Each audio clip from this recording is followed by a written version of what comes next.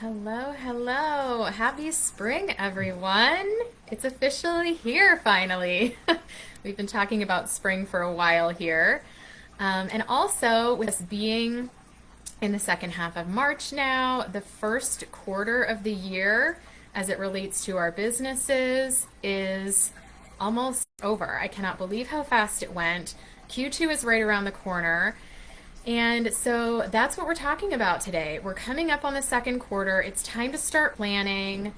And what I really want to focus on today is once you have that plan, once you're really excited, you're ready to hit the ground running, what can you do to make sure that you actually implement it, that you actually follow through on this plan that you've created?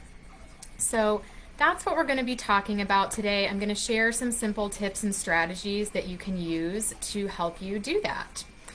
If you're new to me, my name's Jenna of J Lane Virtual Solutions, and I help you to spend less time on the must-dos and create more time for joy through simple systems and rhythms for both your home and your business.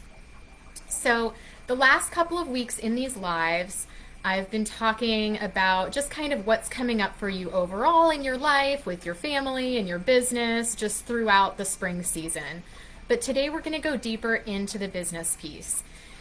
And I want to preface that by saying that I'm not your business coach. I'm not a business strategy coach. There are many talented coaches out there who can help you to come up with your plan, your strategy for the coming quarter.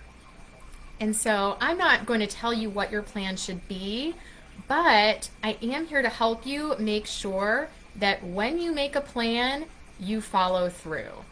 We're going to talk about how you can create some structure and some processes around your planning so that it actually happens, right? Because I think most of us, if not all of us, myself included, have had this experience where you sit down, you take the time to write out your plan, you have goals, you know what you need to do, step 1, 2, 3.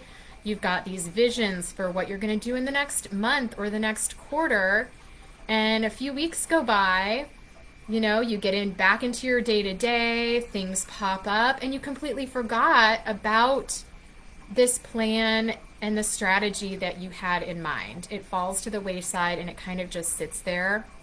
And it's like your dreams and your plans are just kind of rotting away and never actually coming to be.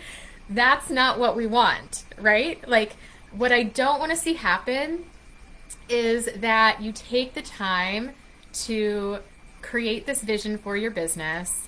You write it all down in a notebook or you type it all into a Google Doc, and then you close the notebook and you set it aside, and that's where it stays. It's almost as if it never happened. The next quarter rolls around and we're like, things are going to be different this time. Well, today is the day where things can start to be different, right? We want to put those ideas, those thoughts, those plans somewhere where you're going to see it on a daily and a weekly basis so that you can keep it top of mind and you can start ticking away those action items that you've laid out for yourself. All right. So if you are watching, I would love you to tell me in the comments, do you do any quarterly planning? If you have started to think about the second quarter of this year already, what is one thing that you want to accomplish or one new thing that you want to do in your business this next quarter? I think that'll be really fun to see. All right. So we have, I think I've got 4 tips for you here that we're going to walk through together. The first one is to dedicate time to actually creating your plan. So schedule your quarterly evaluation and planning. Pick a day. Decide, I like to do, last Friday I had a 2-hour block on a Friday afternoon. It was perfect. Think about how much time you want. Block it on your calendar.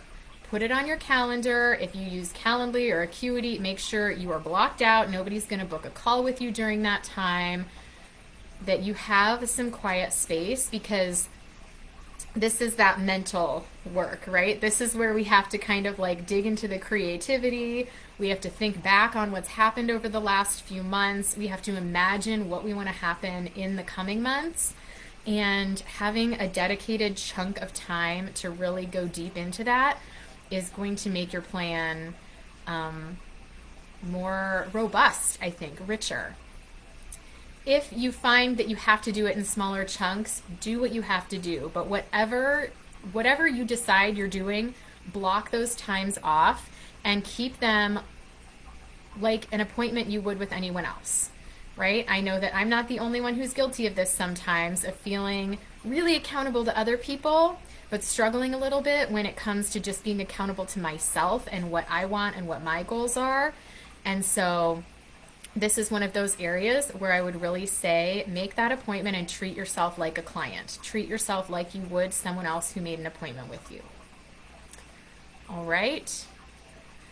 So that's going to be the first stage. Again, there are lots of great resources out there for how you can evaluate and plan. I'm not going to go into that, but your coach or whoever you like to follow who shares that kind of information, feel free to, just kind of have that structure ready to go. Now, once you have your plan, this is going to be a part of the planning process too, but this is an area where I think it really makes a big difference when we start to look at the implementation piece. And it's really two parts: being realistic about your plan and then breaking it down into little bite-sized chunks. So when you are creating your plan, for a while, you might kind of be brainstorming, you might be dreaming. That's a wonderful place to start, right? It gives us these ideas, it gives us visions and possibilities. And then when it's time to make the plan for this quarter, some of those things on your big dream list are going to fit into this quarter and some of them are not. Some of them are going to be later things, right? So be realistic about what you can actually accomplish over the next 3 months. And keep in mind that things almost always take a little bit longer than we think they're going to, right? Think about how it feels to set a reasonable expectation and surpass it versus setting a huge expectation and falling short.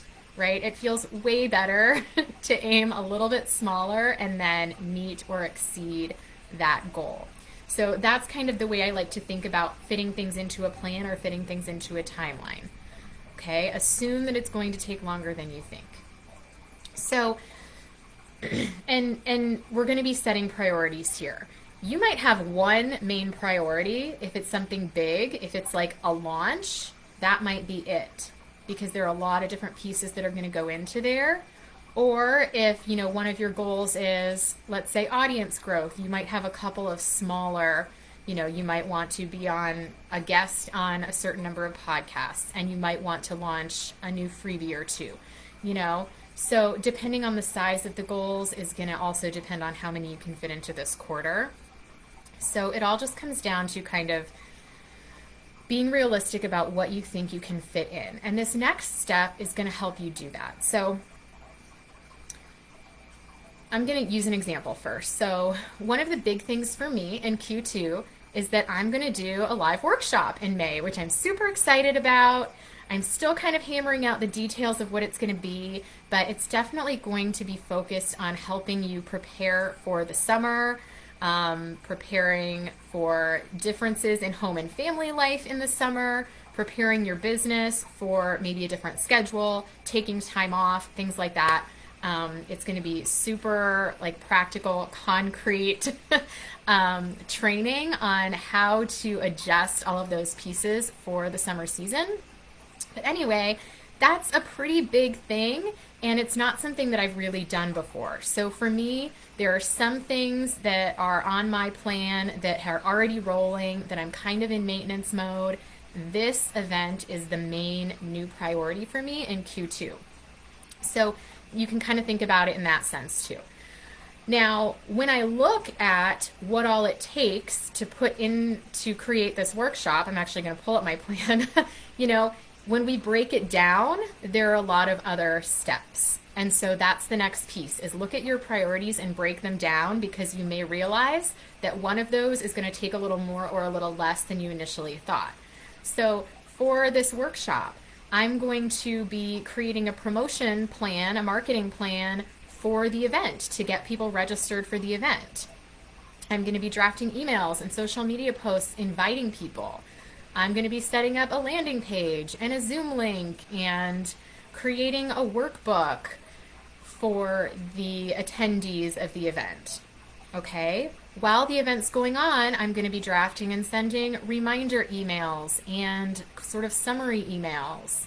At the end, we're going to set up a replay page. Again, there's going to be another email series following up from the event and inviting people to the next step.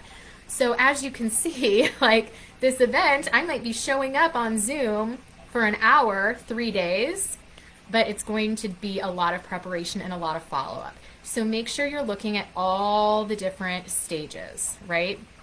So, you know, there's all the setup. If you're doing a launch or like a promotional event like this, you know, you're going to want to leave space and time afterwards for any sales calls that come up, any discovery calls that get booked. Hopefully, if all goes well, you're then going to be onboarding new clients. And so all of these pieces relate to that one goal. So list out everything that you can think of and then take another look. And just be honest with yourself. There doesn't need to be any judgment here about, oh, I should be able to do this or I should be able to do more. No, no, no, no. What can you really do and what do you really want to do? Because we all could push ourselves and work more hours and all of that, but is that what you want to do? How much do you want to give to it, right? So all that to say, those were our first 2 tips. Block time to actually create your plan. And then as you're making your plan, break it down into steps and be realistic about what fits into this quarter and what goes on the later list. The third thing that I'm going to want you to do is assign a timeline to it. So the next thing that you're going to do is look at that list of tasks. And we could also go a little farther and sort of work through really my SOP framework with this, saying, okay, what of these things is essential? What of these needs to be done by me? Is there anything I can automate, anything I can delegate? Okay. But at a high level today, just look through those tasks and take out a calendar and assign 1 or 2 tasks to each week and see where that gets you, right? Because sometimes these things are in addition to a lot of other things that we have going on. We don't want to be throwing in 5 or 6 new tasks a week.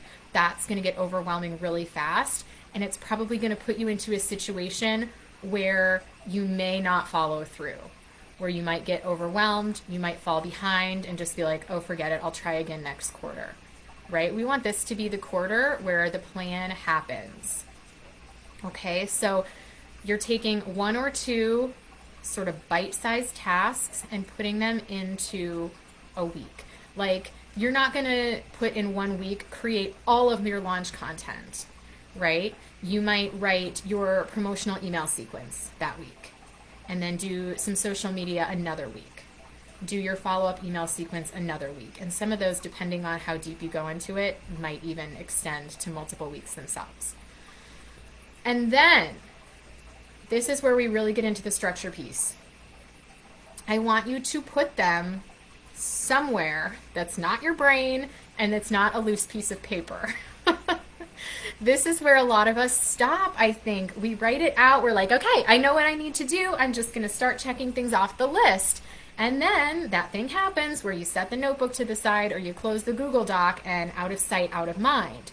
So the goal is to keep it in sight and keep it top of mind so that it's always there. It's just a part of what you're doing now, right? So there are a couple different places that you can put this. You can just plug like a little appointment or a task into your Google Calendar or your iCal. I prefer to use a project management tool. Trello is my favorite, but whatever project management tool you're using would work for this. ClickUp, Asana, whatever.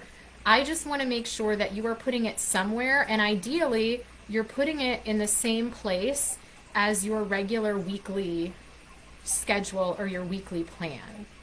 So I actually just added a piece to my Trello dashboard template freebie where you can plug in your Q2 plan. So you can get this for free. Let me grab the link. I will drop it in the comments. So this is a Trello board that you can grab. It comes with some short tutorials on how to get set up with Trello, how to import the template. It's a step-by-step how you customize it. But there is a list for your quarterly plan. And it just gives you a place to plug and play and plug those tasks in. And you can assign each task a deadline. So this way, when you're looking at this Trello dashboard or wherever you plan your week, as you look on Friday, I do my weekly planning on Friday, but whenever you do it, as you're plugging tasks into your coming week, the tasks for your quarterly plan are right there with everything else. And you see, oh, I have a due date next week. I'm going to find where that fits in my week.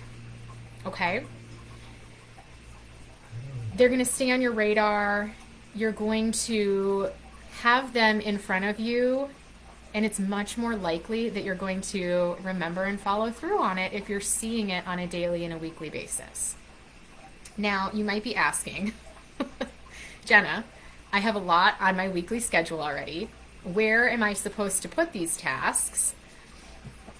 And it might be possible that we need to rearrange some things in your week. Maybe some other systems could free up some time for you. But I like to think of my week in blocks. And this isn't really like the traditional time blocking, like plan out every single whatever. Mine is a little more loose, a little more flowy. But I still think about it in terms of blocks of time. So when you're looking at your work time, if your work time is, the whole picture, there are a few different types of work that you're going to be doing throughout the week, right? Not everything is the same. So there's going to be times that you are working directly with clients. You're doing client work if you're a service provider, or you're on coaching calls with clients. Okay, there's client time. There's time that you're marketing your business, whether that means you're creating content or you're getting on networking calls or discovery calls. You have that marketing time worked into your week as well. Now, the two blocks that I think many of us want to try to skip past, but I recommend including in your week, is some admin time. Even if it's just a little bit here and there, making sure that you have time to keep up with things like your financial tracking, just the back end stuff of your business, any kind of maintenance on your systems, like once a month, I go in and look at automations that I have set up in Zapier, make sure everything's running smoothly. Things like that are going to go into your admin blocks. And then the final block is your CEO time. So this is the time that you get to work on the vision and work toward those bigger, longer term plans and goals. So if you're sitting down and evaluating your business, if you're making plans, setting goals, and then often some of these quarterly plans can wind up in the CEO time. This is where you're the visionary for your business. It's not where you're serving your clients. It's not for you just making sure that the day-to-day essentials are happening. This is where you get to dream and implement some of those bigger pieces. So I would recommend having CEO time in your schedule every single week and admin time in your schedule every single week. How much is going to depend on how much time you work. It's going to depend on your unique situation and your schedule, as well as what your goals are. But I definitely recommend having those as a part of your weekly plan. And so when you start to look at the tasks and you have these labels for your time, you're going to see where some of them go. Like if I'm creating social media posts for this workshop that's coming up, that's going to go into my content creation time. right? If I'm brainstorming and maybe like bouncing ideas off of other people and really like envisioning what the event's going to be, that's going to go more into my CEO time, right? So it's all flexible. It's all, you can move it all around as you need it. But having those blocks there and knowing that you have time held for that purpose on a weekly basis gives a place for these tasks to live.